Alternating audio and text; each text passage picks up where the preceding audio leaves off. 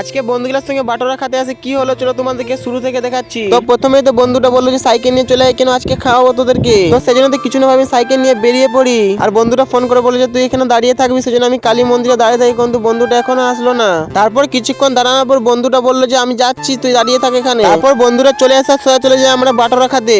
তারপর জন দোকানটা বাটোরা করে সেই দোকান থেকে চলে আসি আমরা। তারপর বন্ধুটা এক প্লেট নিয়ে আমি এক প্লেট নিয়ে খেতে বসে যাই। বন্ধুরা তারপর কি বলছে শুনো।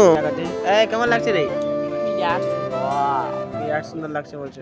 তারপর বন্ধুটা এই বাইকটি চেপে করে বলছে যে আমিও কবে নেবো যে বাইকটা। না, এই বন্ধুটা বহুত টাকা আছে, ও নিয়েও নিতে পারে। তারপর বন্ধুটা বলে চো সেদিকে ঘুরে আসবো যে বাইকটা নিয়ে করে। তারপর কিছু না ভাবে বন্ধুদের সঙ্গে চলে গেলাম সোজা বাইকটা নিয়ে করে ঘুরতে। আগে তোমাদের কি বলো, বন্ধুটা এত স্পিড বাইকটা ফাটিয়েছিল, আমার দেখে তো ফেটেই গেছিল।